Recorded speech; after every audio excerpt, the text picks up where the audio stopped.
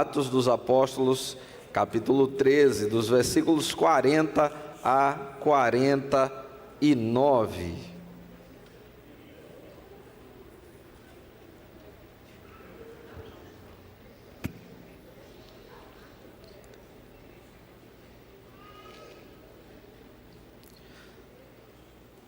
Diz assim a palavra de Deus: cuidado, portanto, para que não vos sobrevenha o que foi dito nos profetas: vede, ó desprezadores, e admirai-vos e perecei, porque eu farei uma obra em vossos dias, obra tal que não crereis, mesmo se um homem vos contar. E saídos os judeus da sinagoga, os gentios pediram que no próximo sábado lhe pregassem as mesmas palavras. E despedida a congregação, muitos dos judeus e dos gentios prosélitos seguiram a Paulo e a Barnabé, os quais, falando-lhes, os persuadia a continuar na graça de Deus.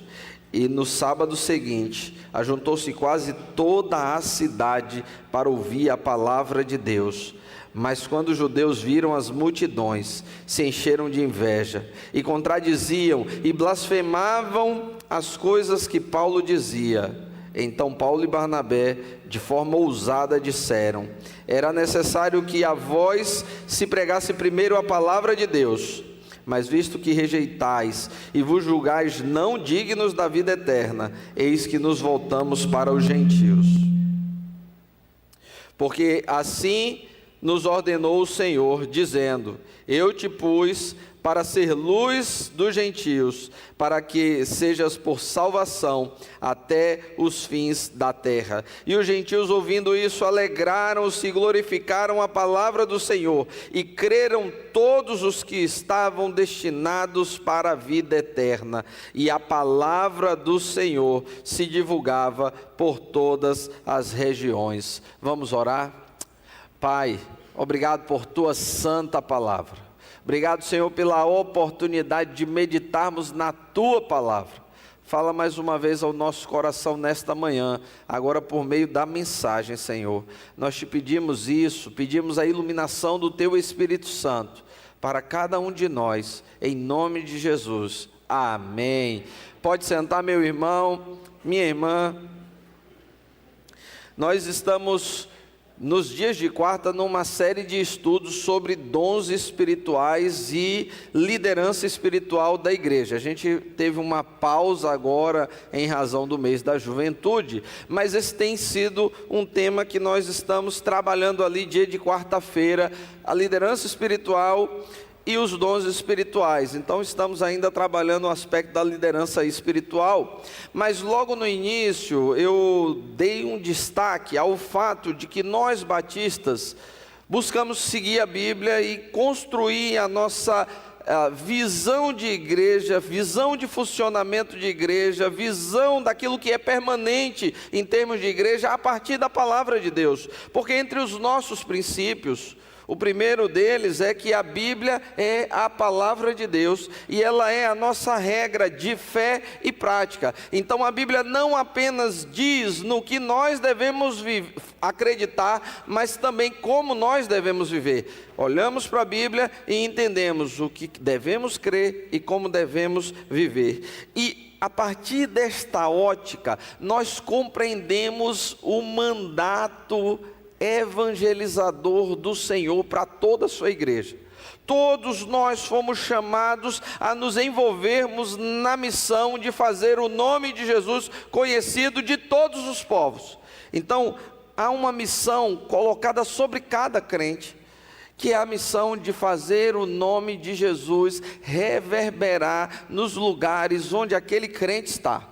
Quando eu e você entregamos a nossa vida a Jesus, e Ele passou a ser o Senhor de nossa vida, o Seu Espírito Santo veio sobre nós, e nós fomos selados pelo Espírito Santo, como nos ensina o livro de Efésios, capítulo 4.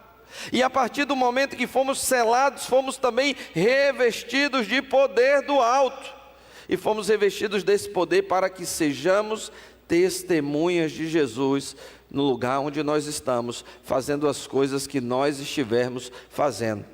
A igreja primitiva entendeu isso, e por conta disso ela se mobilizou em missões. Eles ouviram o chamado de Deus, eles separaram Paulo e Barnabé, e a obra missionária começou a se desenvolver. Paulo passa por algumas cidades, e de uma maneira curiosa, ele chega a uma cidade que é chamada Antioquia. E por que é curioso? Porque ele sai de Antioquia na Síria, e ele agora está em Antioquia na Pisídia. E ele está evangelizando e anunciando a mensagem da salvação. E ele anuncia essa mensagem de maneira global, ali em Antioquia, a todas as pessoas. Meus irmãos, quando nós olhamos para o ato de evangelizar e o trabalho missionário, e porque nós batistas amamos missões, porque nós entendemos que essa é a nossa razão de existência aqui nessa terra. Nós estamos aqui para evangelizar, para que a igreja possa se desenvolver, para que haja mais pessoas nos céus. A missão da igreja, ela pode ser delineada em 3 palavras simples, ou 3 frases simples. Ela tem uma missão de, primeiro, exaltar a Deus, colocar Deus acima de todas as coisas, porque Ele é Senhor de tudo. Ele é o dono de todas as coisas, Ele criou todas as coisas. É por Ele, é para Ele e para a glória dEle apenas que todas as coisas existem. Até, e não se escandalize por eu dizer isso, até aquelas coisas, mas de alguma maneira demonstrarão a glória de Deus no dia do juízo final. Quando o Senhor der o pago àqueles que fizeram mal, a sua glória se manifestará. Assim como ela se manifestará quando o Senhor nos recompensar com a sua eterna herança. Por isso ele deve ser exaltado, e a igreja existe para exaltar a Deus, para cantar louvores ao nosso Deus. Segunda parte da missão da igreja é edificar os santos, é preparar o povo de Deus para servir a Deus, é preparar o povo de Deus para o dia do encontro com Deus. E por isso nós estamos nessa manhã meditando na palavra de Deus, porque nós precisamos nos preparar para aquele grande dia que se aproxima para todos nós. Nós anunciamos a volta de Jesus, e é certo que Jesus voltará. Nós não sabemos quando, mas é certo que Jesus voltará. Mas também é certo que nós nos encontraremos com Ele. E nós precisamos nos preparar para esse dia e para esse encontro com o Senhor. Então, edificar os santos é a segunda parte da missão da igreja. E qual é a terceira parte da missão da igreja? Evangelizar os perdidos. Nós precisamos evangelizar todas as pessoas. Nós precisamos levar as boas novas do Senhor ao conhecimento de todas as pessoas. Nós não podemos perder isso de vista.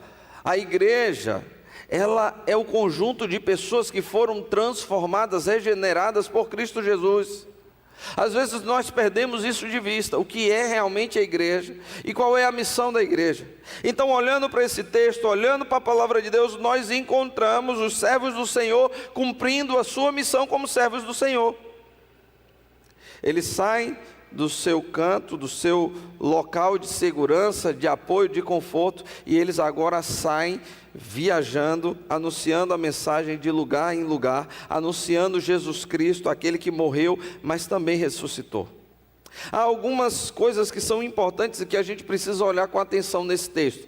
Então me permita nessa manhã explicar um pouquinho mais algumas coisas sobre esse texto que eu entendo são necessárias para que a gente compreenda a dinâmica do que está acontecendo aqui. O apóstolo Paulo, assim como Barnabé, eles receberam uma missão, a missão de anunciar o evangelho a todas as pessoas. Eles receberam a missão e Paulo foi levantado como um pregador do evangelho aos gentios. Mas o nosso Deus é um Deus ordeiro, é um Deus organizado. Deus é um Deus que tem o seu jeito de fazer as suas coisas. Deus é um Deus que não muda de plano no meio do caminho. E Deus escolheu o povo judeu como aqueles que são os precursores do anúncio da sua glória e da sua manifestação. Como o povo judeu foi escolhido por Deus para serem os precursores do anúncio da mensagem do evangelho, Também foram eles que receberam o próprio Evangelho encarnado, Jesus Cristo. Jesus nasce judeu, entre os judeus. Como os judeus foram aquela nação separada por Deus, e você lembra do Antigo Testamento? Eles foram separados para serem um sinal na terra de que há um Deus no céu que governa todas as coisas. Eles foram separados para que haja manifestação de um Deus glorioso. E meus irmãos, se a gente olha ainda hoje para Israel, a gente vê isso. Odiados por tudo e por todos, mas eles estão lá. Perseguidos ao longo da história. Quantas vezes tentaram destruir o povo judeu ao longo da história, mas eles ainda estão lá, insistentemente estão lá. Estão cercados de pessoas que querem o seu extermínio, mas ainda estão lá, estão prosperando, estão crescendo. Se envolveram em guerras que pareciam impossíveis. Por exemplo, quando o povo judeu chega de volta, depois de quase 2000 anos de exílio, à sua terra ali na Palestina, e são cercados por nações árabes muito mais poderosas do que eles, abandonados por aqueles que diziam ser os seus aliados. Eles entram numa guerra que todos diziam perdida, mas eles saem daquela guerra conquistando mais território do que eles tinham quando eles começaram. Não tem como não dizer que a mão de Deus está operando no meio daquele povo. Deus escolheu usar o povo judeu como um sinal da sua glória. Ele escolheu abençoar o povo judeu. E Deus continua cumprindo aquilo que Ele escolheu fazer.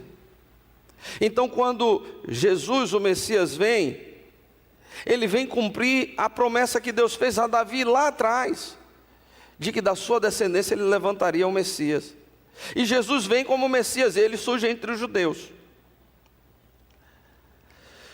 Mais que isso, Jesus estabelece a sua equipe ministerial, e todos eles são judeus.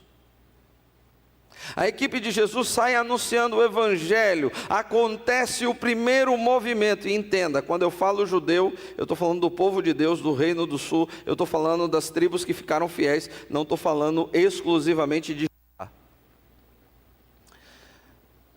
A igreja surge, e ela surge entre os judeus. A igreja se expande, ela chega a Antioquia, ela se espalha por Samaria, e ela agora vai ao redor do mundo. Mas qual é o lugar onde o Evangelho precisa primeiro ser anunciado?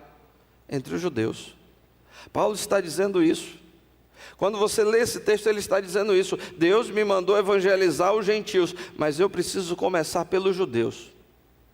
É por isso que Paulo está falando numa sinagoga. E é por isso que ele vai voltar novamente no versículo que a gente leu, para falar no dia de sábado, porque era o dia de culto na sinagoga. É necessário a gente explicar isso para a gente não se confundir. Nós não estamos falando de uma reunião da igreja cristã, nós estamos falando de uma reunião de judeus, onde o apóstolo Paulo entra para anunciar o Evangelho. Porque tem gente que usa esse texto para dizer que o culto tem que ser no dia de sábado. Aliás, a palavra que aparece lá é Shabá, é descanso. Era o dia de descanso. Tem gente que pega o texto e torce, então a gente precisa entender o texto dentro da sua realidade, do seu contexto. Você não vai encontrar no livro de Atos nenhuma menção à igreja se reunindo no dia de sábado. Não há no livro de Atos nenhuma menção. É no primeiro dia da semana que o Espírito Santo desce. É no primeiro dia da semana que acontecem os batismos. É no primeiro dia da semana que eles se reúnem para partir o pão. É no primeiro dia da semana que eles fazem a coleta das ofertas. É no primeiro dia da semana que Paulo está pregando, quando Eutico, o jovem, pega no sono. Cuidado você que dorme aí durante o culto, pega no sono e cai quase morto. Aliás, cai morto, né? E Paulo tem que ressuscitar. É sempre no primeiro dia da semana. Porque a igreja, ela é a continuidade da obra de Deus e a expansão da manifestação da glória de Deus. A igreja não é o povo judeu. Ela não é. Ela é a manifestação expressa da glória de Deus. Só que ela continua a celebrar um dia ao Senhor. Mas diferente do povo judeu, que na revelação inicial recebeu a revelação da criação, nós que somos cristãos, nós temos a revelação da redenção. E o nosso descanso, ele começa no início da nossa semana, porque a nossa vida começou no primeiro dia da semana. A nossa vida começou no dia em que aquele que estava morto ressuscitou e se colocou de pé. A morte não pôde vencer o Senhor Jesus. E é importante nós entendermos isso, para a gente entender por que Paulo está no dia de sábado e ele volta novamente no dia de sábado para uma sinagoga. Ele estava anunciando aos judeus, mas não somente aos judeus. Quando nós olhamos, nós vamos perceber que há um avanço aqui, para além dos judeus. No primeiro momento estão os judeus e aqueles que são simpatizantes dos judeus, mas num segundo momento está toda a cidade querendo saber que mensagem era aquela que aqueles homens traziam. Há uma outra coisa que a gente precisa entender aqui, meus irmãos. O texto vai, e eu vou pular já ao final para trazer essas explicações antes da gente trabalhar algumas aplicações. O texto vai nos dizer que os gentios se ouviram, se alegraram, e todos os que tinham sido destinados para a vida eterna creram. Essa é uma doutrina bíblica. Tem muita gente que tem dificuldade com essa doutrina bíblica. Essa é uma doutrina bíblica, essa é uma verdade bíblica, e eu não posso sonegar essa verdade bíblica. A Bíblia nos ensina que Deus nos escolheu. Foi o pastor Rietes que disse isso, foi o próprio Jesus Cristo. Ele olha os seus discípulos e diz bem assim: não foram vocês que me escolheram, mas fui eu que vos escolhi e vos designeis para que vades, deis fruto e o vosso fruto permaneça. Meus irmãos, os discípulos podiam indagar Jesus: como assim o Senhor não foi a gente que te escolheu? Foi a gente que deixou tudo para trás. Aliás, Pedro chegou a dizer isso certa feita, quando Jesus estava falando sobre as pessoas que deixavam riquezas por causa do reino. Pedro vai dizer: mas Senhor, o que é que o Senhor vai fazer conosco? Nós deixamos tudo para trás para seguir o teu chamado. Uma decisão nossa, uma escolha nossa. E às vezes a gente não entende uma coisa: a Bíblia, palavra de Deus, ela nos apresenta a história sob duas ênfases. Eu gosto de dizer que na Bíblia existe o departamento de cima e o departamento de baixo.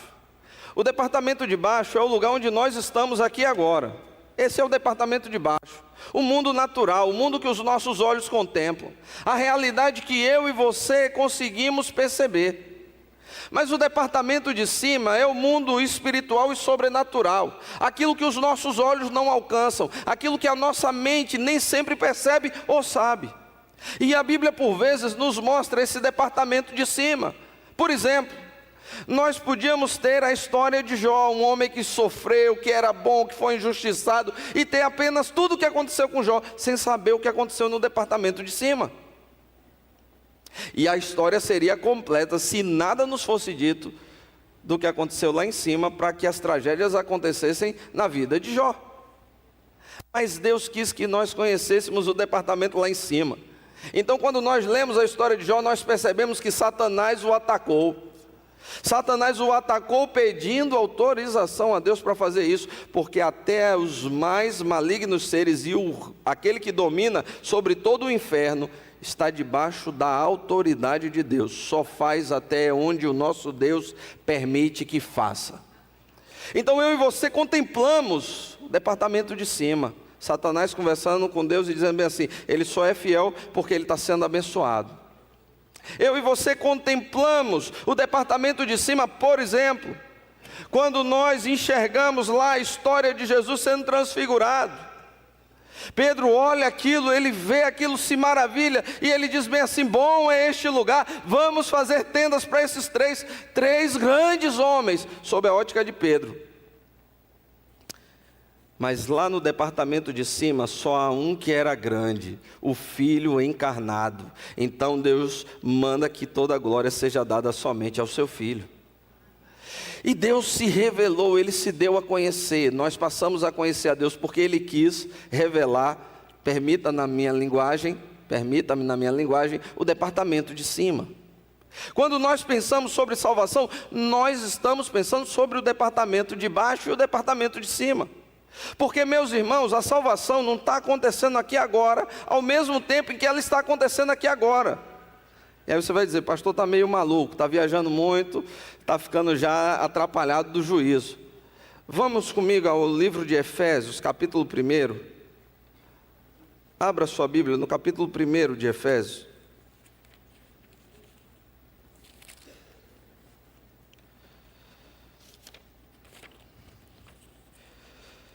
Vamos ler, versículo 3 em diante, diz assim a palavra de Deus, me acompanhe. Bendito seja o Deus e Pai do Senhor Jesus Cristo, o qual nos abençoou com todas as bênçãos espirituais nos lugares celestiais em Cristo. Agora toma nota. Conforme Ele mesmo nos escolheu, em que tempo? Antes. Meu irmão, entenda, isso bagunça um pouquinho a nossa cabeça. Deus ainda não tinha criado o mundo, imagine eu e você. Mas o texto está dizendo que Ele nos escolheu quando não tinha nada criado ainda. Você entende que a gente está falando do departamento lá de cima. Quem tentar sondar isso com perfeição vai enlouquecer, não vai conseguir. Não é que Deus não tinha feito seus pais, é que Deus não tinha criado nada. Antes da fundação do mundo, Deus já nos escolheu em Cristo. E Ele nos escolheu para que propósito? O texto continua a nos dizer. Para sermos, qual a finalidade? Santos e irrepreensíveis, ou sem nenhuma culpa, diante dele em amor. E Ele fez o que, meu irmão? Leia aí para mim.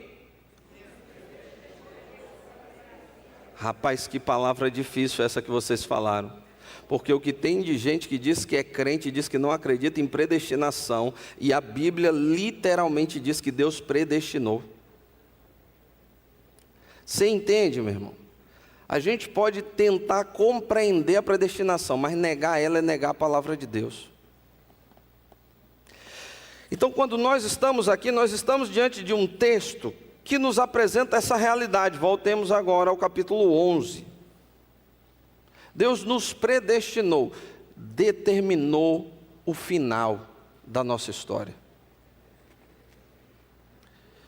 O texto diz que creram todos os que estavam ordenados para a vida eterna. Você pode substituir, todos os que estavam predestinados creram. Quando a gente pensa sobre predestinação, a gente está pensando no andar de cima. A gente não está pensando no andar de baixo. A gente está pensando no que Deus faz, não no que nós fazemos. Só que a Bíblia nos mostra o andar de baixo também. Aliás, tem gente que pula e faz bem assim, mas pastor, e João 3,16? Vamos citar João 3,16, a gente sabe de cor, né? Vamos lá? Porque Deus amou o mundo de tal maneira que deu o seu Filho unigênito, não pereça, mas tenha. Eu acho engraçado como tem gente que recita, mas parece que não consegue entender o que está recitando. Vamos lá. Porque Deus amou o mundo de tal maneira que entregou o seu Filho unigênito para que o mundo inteiro seja salvo. Foi isso? Você percebe que esse amor tem endereço? Você percebe que essa salvação tem endereço? Há um endereço para esse amor e para essa salvação. É somente para os que creem, não é para o mundo todo, é para os que creem. Tem um endereço. Então, alguém que está negando esse endereço jamais podia usar esse versículo, porque ele diz exatamente o contrário do que muita gente tenta defender. Agora, meus irmãos, a gente não pode fazer o seguinte: então agora Deus predestinou, nós não precisamos fazer mais nada, porque vai ser salvo. Já que Deus predestinou, vai ser salvo. Por quê? Porque aí você está fazendo papel de Satanás. Qual é o papel de Satanás? Querer ser igual a Deus. Você está querendo ser Deus, ser igual a Deus. Quem predestina é Deus, não sou eu nem você. E o Deus que predestina nos deu uma missão. Qual é a nossa missão? Anunciar a todo mundo. O resultado é dele, mas nós temos o trabalho de anunciar a todo mundo o Evangelho. Então, ao mesmo tempo que é um ato de Deus e uma escolha de Deus, tem um outro lado. Eu, que sou crente, eu depositei a minha fé sinceramente no Senhor Jesus. E a Bíblia nunca negou essa verdade. Se eu não me arrepender e não crer, eu não serei salvo. E isso está na Bíblia.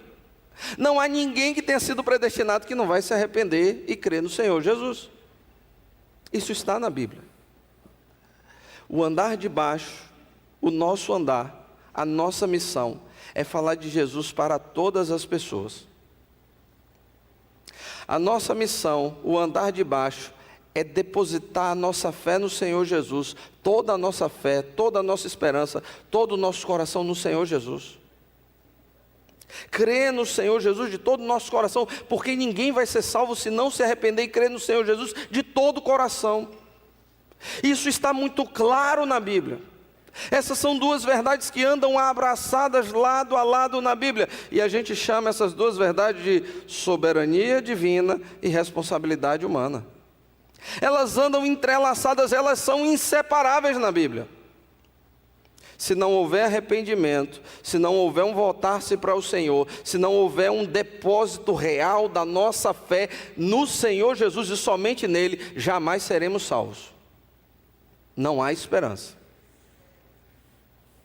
E aliás, correção de rumos. Às vezes eu ouço uma frase, graças a Deus em Sião eu não ouço essa frase, graças a Deus, mas eu já ouvi um bocado de igreja que é uma frase extremamente antibíblica. Porque fulano é os 3 S de Jesus, é os 3 S do diabo que estão falando, né? Que não é de Jesus. Você já ouviu esse negócio dos 3 S de Jesus?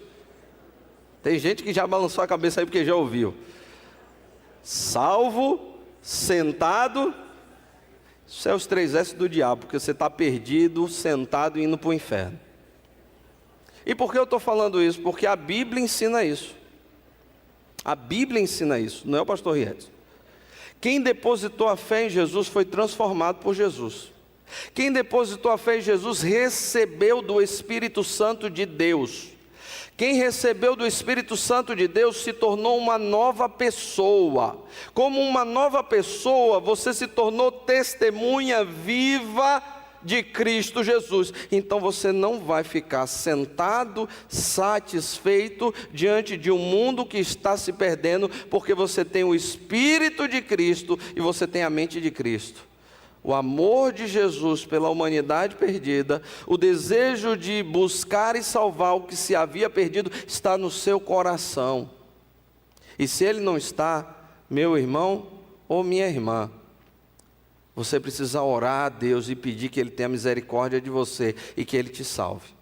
Não importa quanto tempo você tem de igreja, não importa se você foi batizado por, sei lá, M.G. White que o seja. Se você não pensa como Jesus, ama como Jesus e deseja ver pessoas sendo salvas para a glória de Jesus, você ainda não conhece Jesus. Aqueles que conhecem Jesus, eles têm Jesus no seu coração, e isso faz com que eles façam o que Paulo vai dizer. Paulo vai nos falar sobre isso, ele vai dizer bem assim, o amor de Cristo me constrange, nós somos constrangidos por esse amor. Ele vai dizer à igreja de Corinto que eles são a carta de Cristo, aberta, lida pelos homens. Não tem como ter sido salvo por Jesus e continuar do mesmo jeito, vivendo da mesma forma, fazendo as mesmas coisas de antes de conhecer Jesus. Então, quando nós tratamos dessa preciosa doutrina bíblica, que mostra o amor de Jesus por cada um de nós, aliás, Jesus orou por cada um dos seus. Jesus orou, e é muito interessante, porque Jesus literalmente disse, está lá registrado em João, eu não oro pelo mundo. Jesus não orou por todo o mundo, não. Eu oro por aqueles que me destes do mundo. Vai ler João 17. Isso nos mostra que quando Jesus estava morrendo na cruz do Calvário, não era um sacrifício vazio de alguém que estava jogando sua vida fora para ver se alguém aproveitaria. Não, Ele morreu exatamente por mim, exatamente por você, e Ele tinha cada um de nós em mente, em cada gota que Ele sangrou naquela cruz, no meu e no seu lugar. Jesus morreu porque Ele nos amou, e esse amor tinha endereço.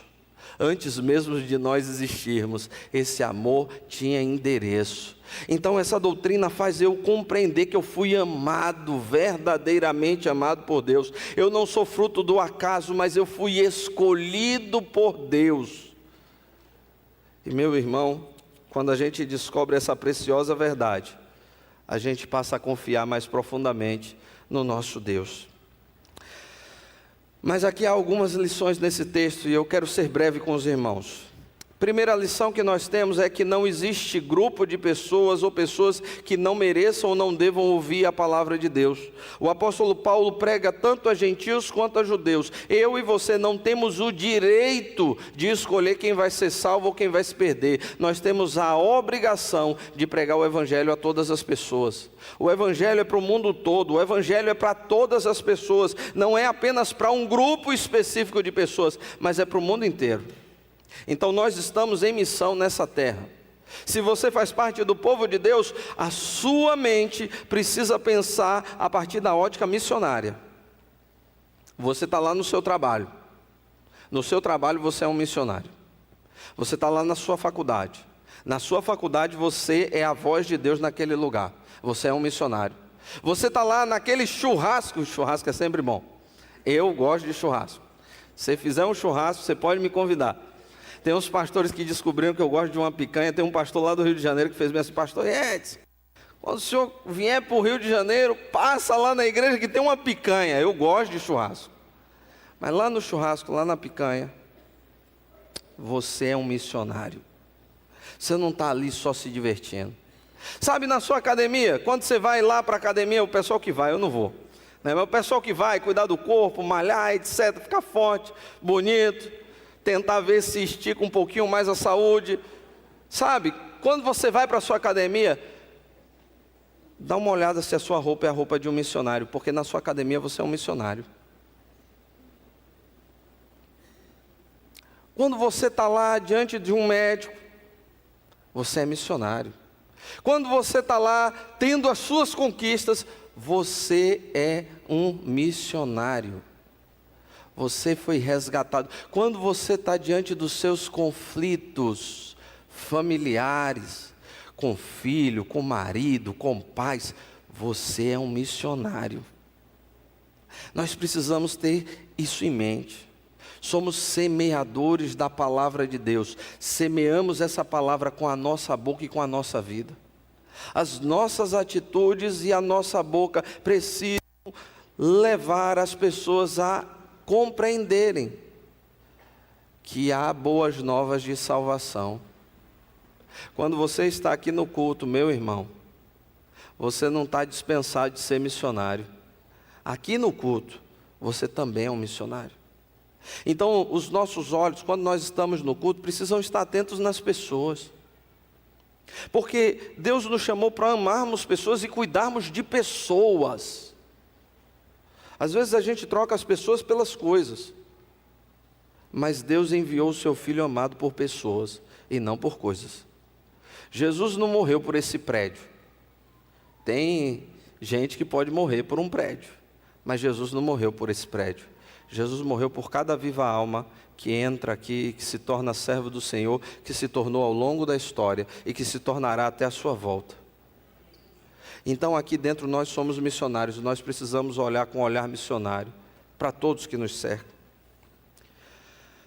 Uma outra verdade que o texto nos mostra é que nós não seremos aceitos por todos. Nós precisamos entender isso. Tem gente que não vai gostar de você. E ponto. Há uma série de crentes que ficam o tempo todo lutando para serem aceitos. Eles querem ser aceitos por todas as pessoas. Eles vivem preocupados com a opinião de todas as pessoas. Esquece isso, meu irmão. Quando você se tornou um missionário, você se tornou um rejeitado. Porque esse mundo rejeitou o nosso Senhor e Salvador Jesus Cristo. Esse mundo também nos rejeitará. Reconhecer a rejeição, entender a rejeição por amor a Jesus, é entender e viver melhor neste mundo. Aliás, Jesus mandou a gente ficar feliz quando fosse rejeitado, quando fosse odiado. Jesus mandou a gente ir na contramão do que esse mundo busca. Esse mundo busca reconhecimento, validação. Ontem eu pregava em Santo Antônio de Jesus sobre isso de manhã. As pessoas no mundo, sem a mente de Cristo, elas querem reconhecimento, elas querem validação. Então elas compram roupas para que as pessoas as admirem. Elas compram um sapato de não sei qual marca, por não sei quanto, para que sejam admiradas. Tem que ter tal celular para ser admirado. Tem que ter tal computador para ser admirado. Tem que trocar de carro todo ano, às vezes nem consegue pagar nenhum. O banco é dono de tudo, para ser admirado.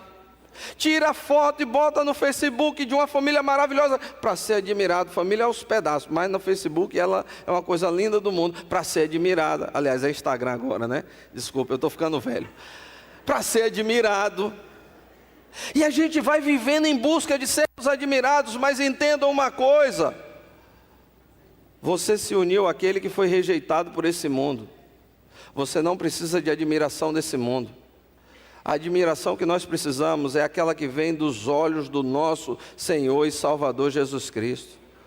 Ele disse: se o mundo me rejeitou, também rejeitará vocês. Ele nos disse que nós devemos nos alegrar quando nós formos rejeitados, perseguidos, caluniados, quando disserem todo o mal contra nós, porque neste momento nós estamos tão identificados com Ele, que o nosso galardão é grande no céu. E eu vou te falar um negócio: quando você se liberta de se preocupar com a opinião dos outros, é uma bênção, meu irmão. Me desculpe eu falar isso, mas eu não estou nem aí para a opinião dos outros. Eu estou preocupado se Deus está concordando ou não com minha atitude. Fora a opinião do Senhor, eu não estou nem aí para a opinião dos outros. Me desculpe eu falar isso, mas eu falo com todo amor e carinho. Mas Deus me libertou dessa escravidão, e foi tão bom quando Deus me libertou dessa escravidão. Gente, eu tinha uma dificuldade de pregar tão grande, sabe por quê? Porque eu tinha medo da opinião dos outros. Eu não estou mais nem aí para a opinião dos outros, gosto ou não gosto, problema seu. Deus me libertou. A gente às vezes vai fazer coisas que a gente precisa fazer, a gente fica assim: ai meu Deus, o que é que vão pensar? Problema de quem vai pensar. Deus me libertou. Deus me libertou da opinião dos outros, agora a opinião que vale é a dele. Eu e você precisamos estar conectados à opinião dele. Sabe por quê? Porque é certo que este mundo nos rejeitará, mas o nosso Senhor nunca vai nos abandonar, nunca vai nos deixar. Então eles anunciavam a mensagem de vida, as boas novas do Evangelho, a mensagem da salvação, mas ainda assim eles não apenas foram rejeitados, eles ouviram insultos e blasfêmias, porque esse mundo faz isso. Por fim, há uma última verdade que eu quero compartilhar com você. Ainda que muitas pessoas nos rejeitem em alguns lugares, Deus continua sempre salvando pessoas. E nós precisamos nos alegrar, porque o nosso Deus continua fazendo aquilo que Ele se propõe a fazer. Mesmo entre os judeus, houve judeus que se converteram ao Senhor. Eram os líderes dos judeus que estavam ali indignados, revoltados e com inveja do fato de Paulo e Barnabé, em tão pouco tempo, em uma semana, encherem a congregação, trazerem a cidade inteira, inclusive todos os gentios para aquela congregação.